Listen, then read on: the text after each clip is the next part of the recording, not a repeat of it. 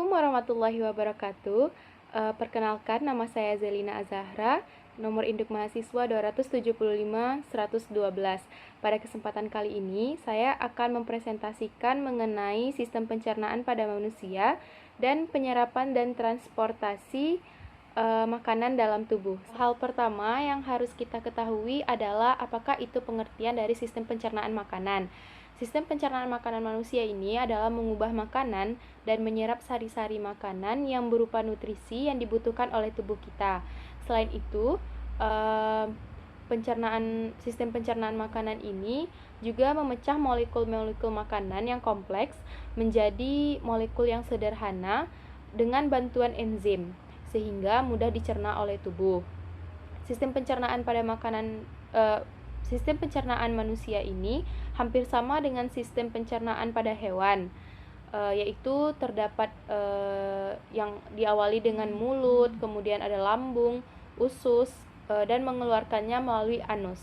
Kita harus mengetahui apakah itu proses pencernaan dan bagaimana pembagiannya. Proses pencernaan makanan ini berdasarkan prosesnya dibagi menjadi dua, yaitu secara mekanis dan secara kimiawi. Kalau secara mekanis, itu adalah pengunyahan oleh gigi dengan dibantu lidah serta peremasan yang terjadi di lambung. Kemudian, kalau proses kimiawi adalah pelarutan dan pemecahan makanan oleh enzim-enzim yang ada di tubuh kita. Kemudian berdasarkan letak dan prosesnya, pencernaan juga dapat dibagi menjadi dua, yaitu ekstraseluler dan intraseluler. Kemudian ada alat pencernaan makanan pada manusia. Alat pencernaan makanan pada manusia ini juga terbagi atas beberapa, yaitu ada mulut, kemudian ada esofagus. Esofagus itu tenggorokan seperti ini. Kemudian ada lambung, ada usus halus, usus besar, rektum, dan juga anus. Ini juga saya buat ada proses pencernaan makanan yang terbagi atas dua tadi, yaitu ada mekanis dan juga kimiawi. Nah, mekanis itu seperti mengunyah, kemudian ada gerakan peristaltik. Yang kedua ada kimiawi. Kimiawi itu seperti proses enzim yang bekerja kemudian ada asam lambung dan juga cairan empedu. Kemudian pencernaan. Apa sih itu pencernaan? Pencernaan merupakan proses mencerna makanan dimulai dari mulut hingga berakhir di anus. Nah, kemudian ada saluran cerna, merupakan sistem yang kompleks yang melakukan berbagai fungsi pada pencernaan makanan.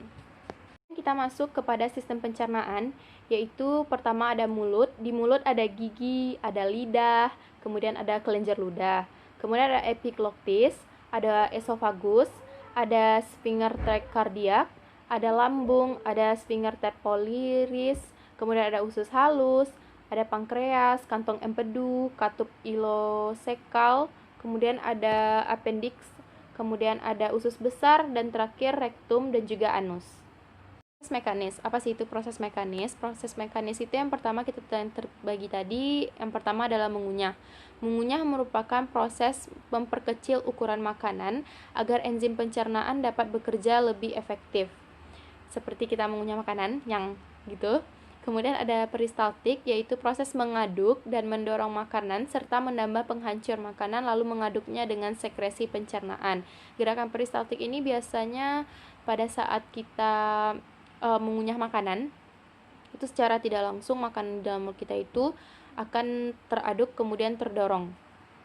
Tahapan-tahapan dalam pencernaan, yang pertama ada ingesti, yaitu pengambilan makanan masuk ke saluran cerna.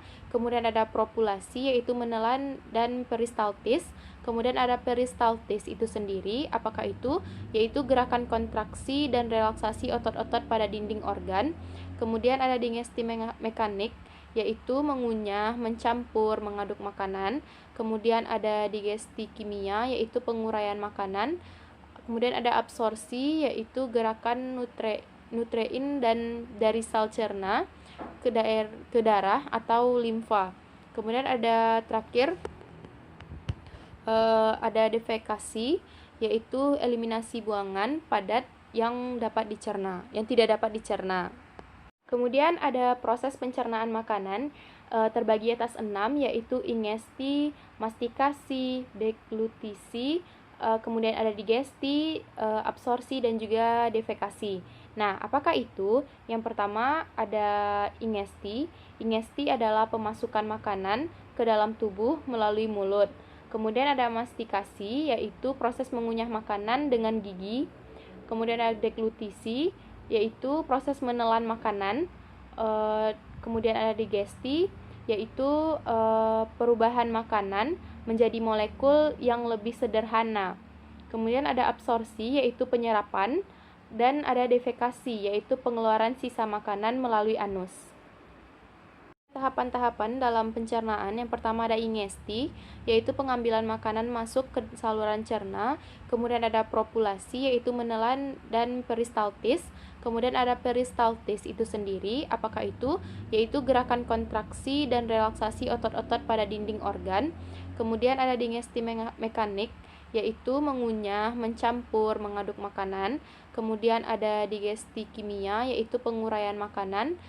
Kemudian ada absorpsi, yaitu gerakan nutrein dan dari sel cerna ke darah atau limfa. Kemudian ada terakhir ada defekasi, yaitu eliminasi buangan padat yang tidak dapat dicerna. Membagikan gambar pencernaan di mulut. Itu ada bagian-bagian mulut, ada anak lidah, ada gigi geraham, ada bibir, gigi seri, amandel, dan juga lidah. Nah, di mulut itu terjadi proses pengunyahan dan sekresi cairan ludah lalu ditelan. Nah, di mulut ini juga terjadi proses gerakan peristaltik tadi. Kemudian ada pencernaan di lambung, yaitu pada lambung mencerna terjadi secara kimiawi oleh enzim pepsin, renin, lipase, dan juga HCl. Kemudian proses penyerapan sari-sari makanan terjadi di usus halus. Kemudian proses penyerapan air dan pembusukan sisa-sisa makanan terjadi di usus besar. Kemudian sisa makanan itu akan terbuang ke anus. Pencernaan di usus halus, yaitu usus halus terdiri dari duodenum, jejunum, dan juga ileum. Pada manusia yang hidup, usus halus biasanya berukuran sekitar 6-7 meter. Setelah mati, ini bisa meningkat hingga setengahnya. Nah, usus halus ini memiliki luas permukaan lebih dari 200 meter.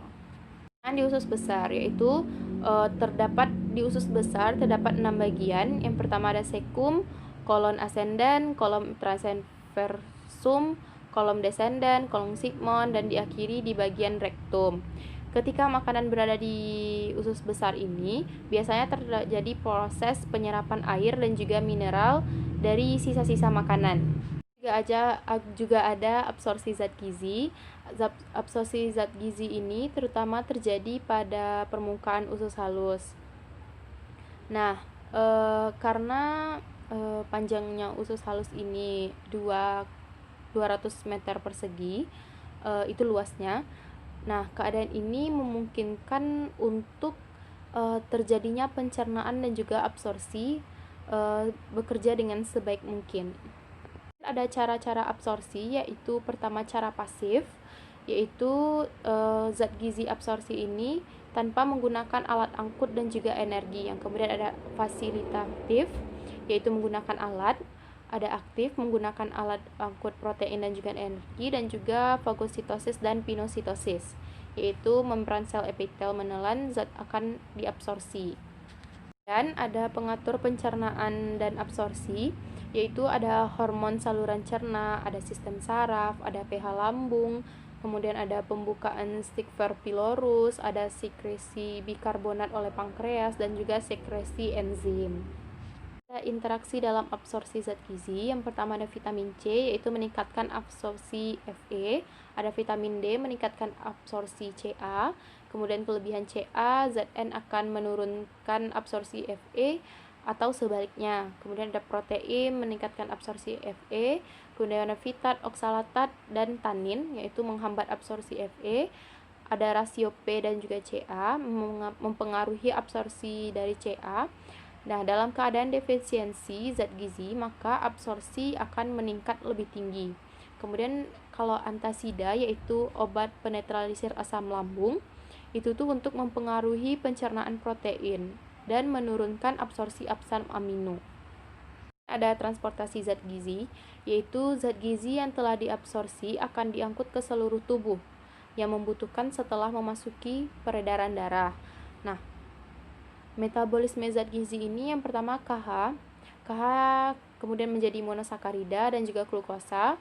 Kemudian ada lemak menjadi di dan monogliserida, yaitu digliserida dan juga monogliserida. Kemudian ada asam lemak dan gliserol.